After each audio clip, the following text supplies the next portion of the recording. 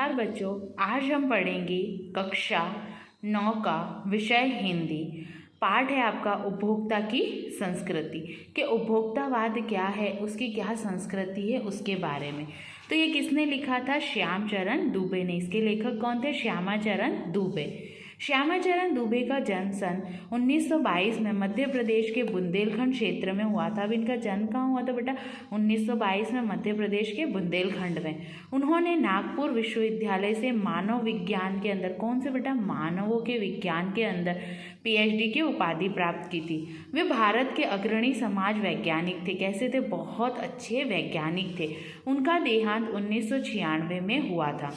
मानव और संस्कृति, परंपरा, इतिहास बोध, संस्कृति तथा शिक्षा, समाज और भविष्य, भारतीय ग्राम, संक्रमण की पीड़ा, विकास का समाजशास्त्र, समय और संगति, हिंदी में उनकी प्रमुख पुस्तकें। ये सारी पुस्तकें उन्होंने हिंदी में लिखी है। कि इन्होंने हमारे श्यामाचरण दुबे ने। प्रोफेसर दुबे ने विभिन्न विश्वविद्यालयों पर अध्यापन किया। बहुत सारे विश्वविद्यालयों पर उन्होंने अध्यापन का कार्य किया तथा अनेक संस्थानों में प्रमुख पदों पर रहे।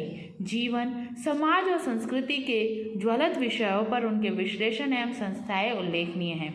भारत के जनजातीय और ग्रामीण समुदाय पर केंद्रित उनके लेखों ने वृहद समुदाय का ध्यान आकर्षित किया है। वे जटिल विचारों को तार्किक विश्लेषण के साथ सहज भाषा में क्या करते थे? पढ़ते थे। आज जो हमारा पाठ है वो एक निबंध है बेटा। आपसे परीक्षा में पूछा जा सकता है कि उपभोक्तावाद की जो संस्कृति वो कैसे, कहाँ पर है, किस तरह से है, तो वो निबंध पर आधारित है। उपभोक्तावाद की संस्कृति निबंध बाजार की गिरफ्त में आ रहे हैं, समाज की वास्तविकता को प्रस्तुत करता है। लेखक का मानना है कि हम विज्ञापन की चमक धमक के कारण वस्तुओं के पीछे भाग रहे। देखा ना बेटा आपने, तरह तरह के शैम्पू के, तरह तरह के टूथपेस्ट वगैरह की क्या होती है? एडवर्टाइजमेंट होती है। और उनका जो विज्ञापन है वो देखकर हम क्या करते हैं? उसको खरीदने के लिए जाते हैं। अभी हमारी निगाह गुणवत्ता पर नहीं, और हम उसकी गुणवत्ता को नहीं देख रहे, खाली उसके विज्ञापन को ही देखते हैं। संपन्न और अभिजन वर्ग वाले प्रदर्शनपूर्ण जीवन शैली अपनाई जा रही है, जिसे सामान्य जन भी ललचाई निगाहों से देखते। जो गरीब लोग होते हैं, वो ऊंचे जो लोग जैसे रहन सहन करते हैं, उनसे ललचाते हैं। यह सभ्यता के विकास की चिंताजनक बात है, और यह जो हमारी भारतीय सभ्यता है उसके लिए बहुत ही चिंता का विषय है, जिसे उपभोगवाद ने परोसा है। किसने बेटा? उपभोक्तावाद ने। लेखक का यह बात महत्वपूर्ण है कि जैसे जैसे यह दिखावे की संस्कृति फैलेगी, सामाजिक अशांति और विषमता बढ़ेगी। देखो कितनी महत्वपूर्ण बात बोली कि ये जो दिखावे की अभी की जो संस्कृति है बेटा, वो दिखावे की संस्कृति कि अगर उसने ऐसा किया तो मैं ऐसा पहनूंगी, उसने ये किया हो तो सामाजिक जो हमारे समाज में उससे अशांति फैल जाएगी, और क्या होगी? चारों ओर विषमता बढ़ेगी। तो चलिए हम पाठ शुरू करते हैं। उपभोक्ता की संस्कृति। धीरे धीरे सब कुछ क्या हो रहा है? बदल रहा है बेटा। धीरे धीरे क्या हो रहा है? सब कुछ बदल रहा है। यह नई जीवन शैली अपना वर्चस्व स्थापित कर रही है। वर्चस्व स्थापित करना मतलब अपने आप को कायम कर रही है। उसके साथ आ रहा है एक नया जीवन दर्शन, उपभोक्तावाद का दर्शन, और उसके साथ साथ एक नया जीवन दर्शन देखने को मिल रहा है। कौन सा बेटा? उपभोक्तावाद का दर्शन। उत्पादन बढ़ाने पर जोर है चारों ओर। क्या बोल रहे हैं? उत्पादन बढ़ाने में अभी लोग क्या कर रहे हैं? बस ये देख रहे हैं कि कैसे हम हमारे उत्पादन को बढ़ाएं, किस तरह से। यह उत्पादन आपके लिए है, आपके भोग के लिए। अब ये उत्पादन क्यों की जाती? चीज़ों का उत्पादन क्यों किया जाता है बेटा? कपड़ों का, वस्तुओं का, खाने का। क्यों? क्योंकि वो हम लोग उपयोग में ले रहे हैं आपके सुख के लिए, अपने सुख के लिए। सुख की व्याख्या बदल गई, और इसलिए क्या हो रहा है? सुख की व्याख्या बदल गई। आप देखो अभी हमको बहुत सी चीज़ों में मिलावटी मिलता है, जैसे दूध के अंदर पानी मिला हुआ भी होता है ना। ऐसी बहुत सारी चीज़ें होती है जो मिलावटी होती या नहीं होती। तो लोग उत्पादक को बढ़ा रहे, और हमने क्या किया? पूरे उस सुख की परिभाषा को बदल दिया है। उपभोग भोग की सुख है। अब क्या बोल रहे हैं कि ये जो उपभोग करना है वही हमारा क्या है? सुख है। एक सूक्ष्म बदलाव आया है नई स्थिति में। क्या किया? एक छोटा सा, सूक्ष्म मतलब क्या होता है बेटा? छोटा। एक छोटा बदलाव आया है नई स्थिति में। उत्पाद तो आपके लिए है, पर आप यह भूल जाते हैं कि जाने अनजाने आज के माहौल में आपका चरित्र भी बदल रहा है। तो देखो उत्पाद तो आपके लिए है, पर हम ये भूल जाते हैं कि जाने अनजाने, जानकर या अनजान बनकर, ये जो माहौल है उसमें हम हमारे चरित्रों को क्या कर रहे हैं? बदल रहे हैं। और आप उत्पाद को समर्पित हो जाते हो। जो उत्पाद है उसके लिए आप अपने आप समर्पित होते हैं। जैसे आप देखो अभी तरह तरह के क्या हो रहे हैं, मोबाइल्स फ़ोन निकल रहे हैं, तरह तरह की नई नई वस्तुएं होती है और आप उसका विज्ञापन देखकर क्या होते हैं, हमको तो यही लाना है, ऐसा करते हो या नहीं करते हो। तो हम उत्पाद के ऊपर पूरी तरह से क्या हो रहा है, समर्पित हो रहे हैं। विलासिता की सामग्रियों से बाजार भरा पड़ा है जो आपको लुभाने की जी तोड़ कोशिश में निरंतर लगी रही। विलासिता मतलब ललचाने वाली चीज़ें, सामग्रियां मतलब चीज़ें बाजार में बहुत है जो हमको बहुत तरीके से लुभाती। जैसे छोटे बच्चों को आपने देखा ना, अभी तरह तरह के खिलौने, पहले के लोग क्या करते थे बेटा, मिट्टी के खिलौने से खेलते थे, अभी तरह तरह के खिलौने आ गए। तो वो सब चीज़ें हमको क्या करे, लुभाने की कोशिश करती है। दैनिक जीवन में काम आने वाली वस्तुओं को ही लीजिए। जैसे हमारे दैनिक जीवन में मैंने आपको पहले उदाहरण दिया था टूथपेस्ट।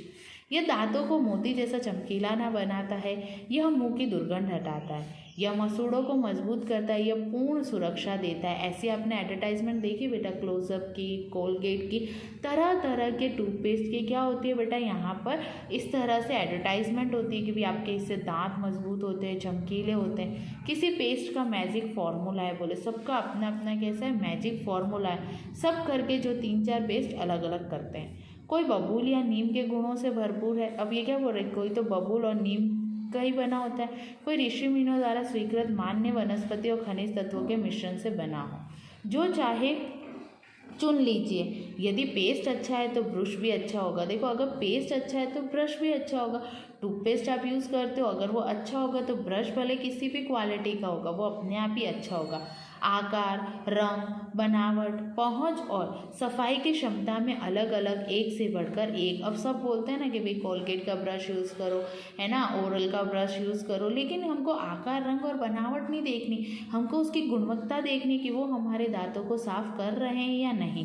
मुंह की दुर्गंध से बचने के लिए माउथ वॉश भी चाहिए। अब मुंह की दुर्गंध आ रही है तो क्या चाहिए लोगों को, माउथ वॉश चाहिए ना। माउथ वॉश आप सभी को पता है ना, जिससे हमारा माउथ साफ होता है। सूची और भी लंबी हो सकती है, इसके अलावा बहुत सारी है, पर इतनी चीज़ों का ही बिल काफ़ी बड़ा हो जाता है। ये सारी चीज़ों का बिल हमारा आपने देखा है ना, अभी में सारी चीज़ों में क्या है बेटा, महंगाई है। क्योंकि आप शायद बहुविज्ञापति और कीमती ब्रांड खरीदना ही पसंद करते हैं। हम विज्ञापन को देखकर जो ब्रांड होता है ना, जो बहुत कीमती और अच्छा ब्रांड होता है, उसको हम खरीदते हैं। सौंदर्य प्रशासन की भीड़ तो चमत्कृत कर देने वाली है। अब देखो लड़कियां भी क्या करती है, ब्रांडेड तरह की जो सौंदर्य प्रसाधन होते, क्रीम वगैरह, उनको खरीदती है। माँ उसके नए नए उत्पाद जोड़ते रहते हैं। हर माँ उसमें कोई ना कोई नया सौंदर्य प्रसाधन का प्रोडक्ट क्या होता है, उत्पाद जोड़ता है। साबुन ही देखिए, अब उसमें देखो सौंदर्य प्रसाधन में साबुन, एक में हल्की खुशबू है तो दूसरे में तेज। बोल रहे एक के अंदर आपका शरीर है, इसको नहाने से बहुत खुशबूदार हो जाएगा, दूसरे में बोल रहे आप बहुत चमक जाओगे। एक दिन भर आपके शरीर को तरोताज़ा रखता है, दूसरा पसीना रोकता है, तीसरा जम से आपकी सुरक्षा करता है। देखो हर एक साबुन का अलग है भाई, कोई आपको तरोताज़ा रखेगा, कोई पसीने, कोई वो, ये सारे आपने एडवर्टाइजमेंट में देखा है बेटा। जैसे लाइफ बॉय के लिए बोलते हैं कि ये आपको जम से आपकी सुरक्षा करेगा। यह लीजिए सिनेटॉस के सौंदर्य का रहस्य, उनका मनपसंद साबुन। अब देखो भाई ये जो सिने स्टार्स है, मतलब जो सिनेमा के स्टार्स है, आपने देखा लव्स की और इन सब की एडवर्टाइजमेंट करने के लिए आते हैं कौन बेटा, सिनेमा के स्टार्स, तो उनका मनपसंद साबुन है। तो आप भी यही लीजिए। तो हम क्या करते हैं, हम ये सोचते हैं कि वो लोग भी साबुन का उपयोग करके इतना अच्छा करते हैं तो हम भी क्यों ना उसका उपयोग करें। सच्चाई का अर्थ समझना चाहते हैं, यह लीजिए।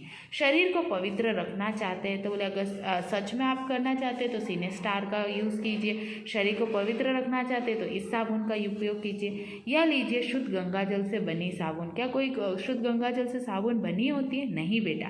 चमड़ी को नर्म रखने के लिए यह लीजिए, महंगी है पर आपके सौंदर्य में निखार ला देगी। जैसे डव वगैरह साबुन है ना। मैं यहाँ किसी एक साबुन के लिए नहीं बोल रही हूँ बेटा, यहाँ पर एडवर्टाइजमेंट के बारे में बता रही हूँ कि हर साबुन अपनी अपनी कुछ ना कुछ एडवर्टाइजमेंट करते हैं।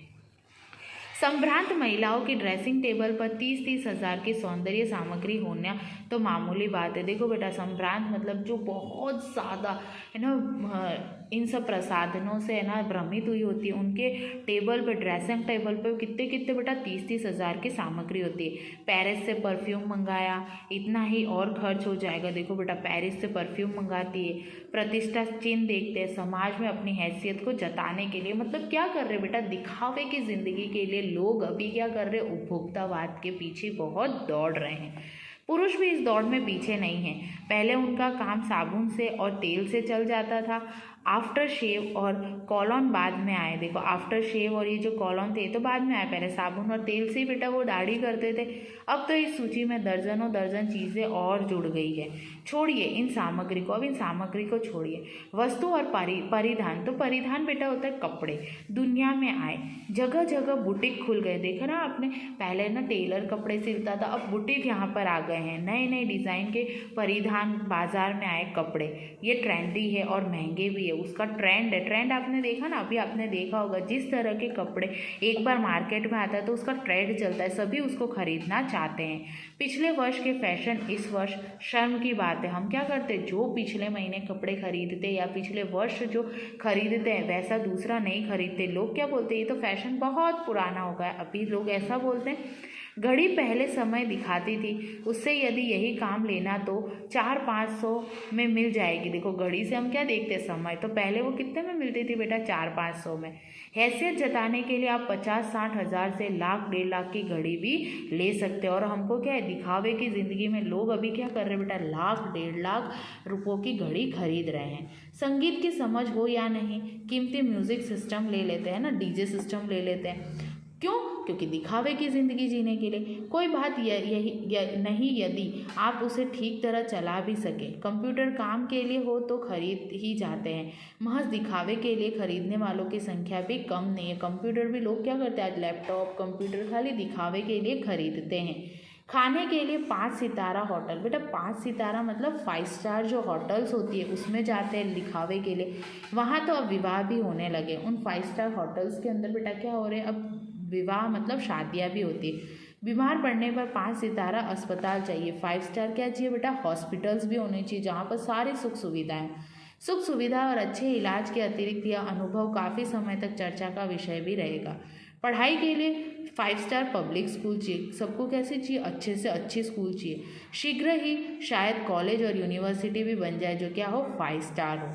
भारत में तो यह स्थिति अभी नहीं आई, पर अमेरिका और यूरोप के कुछ देशों में मरने के पहले ही अंतिम संस्कार और अनंत विश्राम का प्रबंध भी कर सकते हैं एक कीमत पर। मतलब वहाँ ये सब चीज़ें हैं पर भारत में नहीं है। आपकी कब्र के आसपास सदा हरी घास होगी, मन चाहे फूल होंगे, चाहे तो वह फव्वारा होगा और मंद ध्वनि से निरंतर संगीत बजेगा। देखो ये सारी चीज़ें वहाँ पर होती कहाँ, अफ्रीका और यूरोप में। कल भारत में भी यह संभव हो जाएगा, लेकिन भारत में भी क्या हो जाएगा, जिस तरह से उपभोक्तावाद के पीछे लोग दौड़ रहे हैं तो उनकी संस्कृति को हम अपनाने लगेंगे। अमेरिका में आज जो हो रहा है कल वह भारत में भी आ सकता है। जैसे देखो कोई मर गया तो है ना, उस पर फव्वारा लगवाते हैं, आसपास घास लगवाते हैं, फूल रखते हैं रोज नए नए। प्रतिष्ठा के अनेक रूप होते हैं, चाहे वे हास्यास्पद ही क्यों ना हो। यह एक छोटी सी झलक उपभोक्तावादी समाज की, अब देखो ये हास्यास्पद हो या नहीं हो, लेकिन ये छोटी सी एक झलक है इस पाठ के माध्यम से कि लोग उपभोक्तावादी समाज में कैसे जी रहे हैं। यह विशिष्ट जन का समाज है, पर सामान्य जन भी इसे ललचाई निगाह से देखते हैं। और ये जो उपभोक्तावादी, ये जो मैंने अभी आपको बताया सारी चीज़ें, वो एक विशिष्ट जन मतलब जो अमीर लोग होते हैं उनके लिए, सामान्य जन के लिए ये नहीं होते, लेकिन वो भी ललचाते उनको देखकर। उनकी दृष्टि में एक विज्ञापन की भाषा में यही कही, राइट चॉइस बेबी। तो देखो यहाँ पर दे रखा है, मोती जैसे दांत, पूर्ण सुरक्षित गुणों से भरपूर, सुपर ऑफर, शीतल जल, साबुन, बिस्किट, ये सब इस तरह के हमको विज्ञापन देते वह। अब विषय के गंभीर पक्ष की ओर आइए। अब हम गंभीर पक्ष में आते हैं। अभी तक हमने देखा कैसे उपभोक्ता हमारी संस्कृति को कम कर रही है। इस उपभोक्ता संस्कृति का विकास भारत में क्यों हो रहा है, अब इसका है ना भारत के अंदर क्यों हो रहा है, ये जो हमने पढ़ा वो भारत में ही क्यों हो रहा है। सामंती संस्कृति के तत्व भारत में पहले ही रहते थे, जो दूसरे लोग थे। उपभोक्तावाद इस संस्कृति से जुड़ रहा है और उसके साथ साथ क्या हो रहा है बेटा, उपभोक्तावाद, हम उपभोग कर रहे हैं बहुत से पीछे, भोग को ही हम क्या मान रहे हैं, सुख। आज सामंत बदल गए हैं, सामंती संस्कृति का मुहावरा बदल गया है। हम सांस्कृतिक असीमितता की बात कितनी ही करें, परंपराओं का अवमूल्यन हुआ है। अभी क्या हो रहा है, हम हमारे परंपराओं का कोई मूल्य ही नहीं कर रहे, उसका कोई मोल ही नहीं है। आस्थाओं का शरण हुआ है, आस्थाओं को हम भूल गए हैं, किसी चीज़ में नहीं। कड़वा सच तो यह है कि हम बौद्धिक दास्ता स्वीकार कर रहे हैं, हम बौद्धिक मतलब बुद्धि वाली दास्ता को स्वीकार कर रहे हैं। पश्चिम के सांस्कृतिक उपनिवेश बन गए। हम कहाँ के उपनिवेश बन गए? जो पश्चिमी संस्कृति है उनके। हमारी नई संस्कृति अनुकरण की संस्कृति हो गई। अनुकरण करना बेटा क्या होता है? दूसरा का देखा देख करना। हम भी क्या कर रहे हैं? दूसरों की देखा देख कर रहे हैं। ऐसी संस्कृति हमारी बन गई है। हम आधुनिकता के झूठे प्रतिमान अपनाते जा रहे हैं और हम क्या कर रहे हैं? आधुनिकता के झूठे प्रतिमानों को अपनाते जा रहे हैं। प्रतिष्ठा की अंधी प्रतिस्पर्धा में जहाँ अपना है उसे खोकर छद्म आधुनिकता। अब देखो ये अंधी प्रतिस्पर्धा है, मतलब हम अंधी प्रतिस्पर्धा कर रहे हैं और जो हमारी आधुनिकता है उसमें हमारी प्राचीन बातों को हम क्या कर रहे हैं? भूल रहे हैं। संस्कृति की नियंत्रित शक्तियों के क्षीण हो जाने के कारण हम दर्ग भ्रमित हो रहे हैं। आज समाज में अन्य निर्देशित होता जा रहा है। अब देखो हमारा समाज दूसरों के निर्देशन पर चल रहा है। विज्ञापन और प्रसार के सूक्ष्म तंत्र हमारी सामाजिकता क्या कर रहे हैं? बदल रहे हैं। उनमें सम्मोहन की शक्ति और वशीकरण भी। अब देखो जो दूसरी संस्कृति वो हमको सम्मोहित कर रही है, उनकी तरफ आकर्षित कर रही है, वो हमारे पर क्या कर रही है? वशीकरण कर रही है। अंततः इस संस्कृति के फैलाव का परिणाम क्या होगा? यदि ये उपभोक्तावाद की संस्कृति फैली तो इसका परिणाम क्या होगा? तो यह गंभीर चिंता का विषय है। हमारे सीमित संसाधनों का घोर अपव्यय हो रहा है। जो हमारे संसाधन है, जो सीमित है, जो हमको दोबारा नहीं मिल सकते, उसका क्या हो रहा है? घोर अपमान हो रहा है और अपव्यय हो रहा है। जीवन की गुणवत्ता आलू के चिप्स से नहीं सुधरती, न बहुविज्ञापित शीतल पेय से। अब जीवन की गुणवत्ता बेटा ये जो हम देख रहे हैं उससे नहीं बदलती। हम क्या खा रहे क्या नहीं कर रहे उसका ऊपर होती है। भले ही वे अंतर्राष्ट्रीय हो, पिज़्ज़ा और बर्गर कितने ही आधुनिक क्यों हो, वे कूड़ा खाते। देखो आपको बोला जाता है कि जंक फूड नहीं खाना, फास्ट फूड। देखो पिज़्ज़ा बर्गर वो आधुनिक है, हमको उसको नहीं खाना है। समाज में वर्गों की दूरी बढ़ रही है। इससे मैंने आपको पहले ही बताया था कि उपभोक्तावाद की जो संस्कृति है उससे हमारी सामाजिक विषमताएं हो रही या नहीं हो रही दूर। सामाजिक सरोकारों में कमी आ रही है। जीवन स्तर का ये बढ़ता अंतर आक्रोश और अशांति को जन्म देगा। सभी एक दूसरे के साथ लड़ना शुरू करेंगे। जैसे जैसे दिखावे की यह संस्कृति फैलेगी समाज में अशांति भी बढ़ेगी। देखो क्या बोल रहे बेटा? समाज में अशांति बढ़ेगी अगर संस्कृति इस तरह की हुई। हमारी सांस्कृतिक असीमितता का ह्रास हो रहा है और हर लक्ष्य भ्रम से पीड़ित है। विकास के विराट उद्देश्य पीछे हट रहे हैं। हम झूठी त्रुटि के तत्कालिक लक्ष्यों का क्या कर रहे हैं? पीछा कर रहे हैं। तो हमको इस झूठी तुष्टि को छोड़कर क्या करना है? आधुनिकता में जीना तो है, लेकिन हमारी भारतीय संस्कृति को नहीं भूलना चाहिए। सारी मर्यादाएं अभी क्या हो रही बेटा? टूट रही है। जो नैतिक हमारे मापदंड थे वो ढीले पड़ रहे हैं, मतलब जो हमारे नैतिक मूल्य थे हम उनका आचरण नहीं कर रहे हैं। व्यक्ति केंद्रिकता बढ़ रही है। अब यहाँ पर व्यक्तियों की केंद्रिकता दिख रही है। पहले समाज की दिखती थी, राष्ट्र की दिखती थी। अब लोग क्या कर रहे हैं? उसने ऐसा पहना तो मैं भी ऐसा खरीदूंगा, उसने 20,000 का ये खरीदा तो मैं 30,000 का मोबाइल खरीदूंगा। तो अभी दिखावे की जिंदगी है। स्वार्थ परामर्श पर हावी हो रहा है। भोग की आशंका आसमान को छू रही है। किस बिंदु पर रुकेगी यह दौड़ पता नहीं। गांधी जी ने कहा था कि हम स्वस्थ सांस्कृतिक प्रभावों के लिए अपने दरवाजे खिड़की खुले रहे, पर अपनी बुनियादी पर कायम रहे। हमको हमारे बुनियाद पर कायम रखना, हिलना नहीं। उपभोक्ता संस्कृति हमारी सामाजिक नींव को हिला रही है। जो उपभोक्ता संस्कृति वो हमारे समाज की नींव को क्या कर रही है? हिला रही है। ये एक बड़ा खतरा है। भविष्य के लिए यह सबसे बड़ी क्या है बेटा? चुनौती है। तो आपने देखा कि ये जो उपभोगवाद है हमारा क्या है बेटा? उपभोगवाद की संस्कृति वो कैसे हमारी भारतीय संस्कृति पर हावी हो रही है और कैसे हमको दूसरों के अनुसरण कर रही है। तो आपको समझ में आया। अब इसका अभ्यास आपको अपने नोटबुक के अंदर लिखना है। धन्यवाद बच्चों।